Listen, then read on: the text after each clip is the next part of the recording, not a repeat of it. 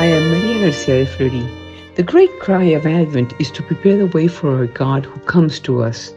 If someone is in darkness and in the shadow of death, like the prodigal son, if someone lost friendship with God, if someone strayed from the path of salvation, now is the time to return to God, preparing a well-disposed and orderly place within. It is time to let God enter and dwell in our hearts and minds. It is a time to listen to His voice, pray and live in truth and justice. It is a time to give hospitality to God, who has to guide and save our lives. This cry to prepare the way because the Lord is coming reminds me of a story my grandmother told me many years ago about Martin, a widowed shoemaker whose children had grown up and had left the place. He lived alone in the middle of a small town. Every night Martin read a little piece of the gospel. One night he woke up startled because he had clearly heard a voice that told me, "Martin, God will come to visit you tomorrow." He got up, but there was no one in the house. He went back to bed, and very soon he got up again to sweep and fix the house so that God would find everything clean and as beautiful as possible.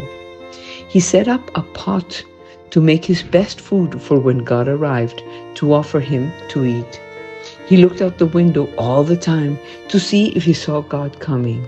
After a while, he saw a homeless man dressed in rags and barefoot pass by. He got up and led him into his house so that he could warm himself for a while by the fire. He gave him a cup of hot milk and prepared a package with bread, cheese, and fruit for the road and gave him some shoes. Around noon, he saw a young woman passing by with her little one. Both were very cold. They were trembling.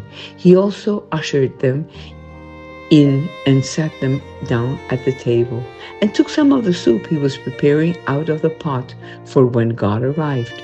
He also went to get a coat from his wife and another from one of his children and gave them to them so they wouldn't get colder.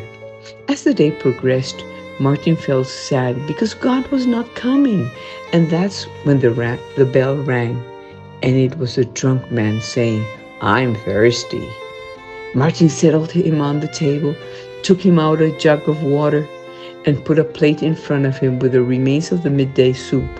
It was almost midnight when the drunk left. Martin was very sad. God had not come. And he sat down by the stove. He took the gospel of that day, and that day he opened it at random.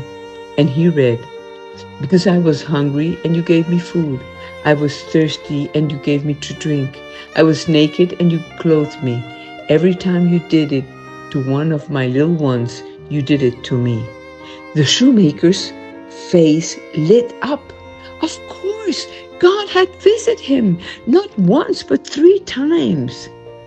Friends, Advent is the hope of coming of God, who in many ways visits us to tell us how much each one of us is important to Him. Advent wants to make us conscious that God is in every person you meet. Advent wants to teach us that God truly loves you. Therefore, let's try to learn to love Him more and more, because with God, we always win.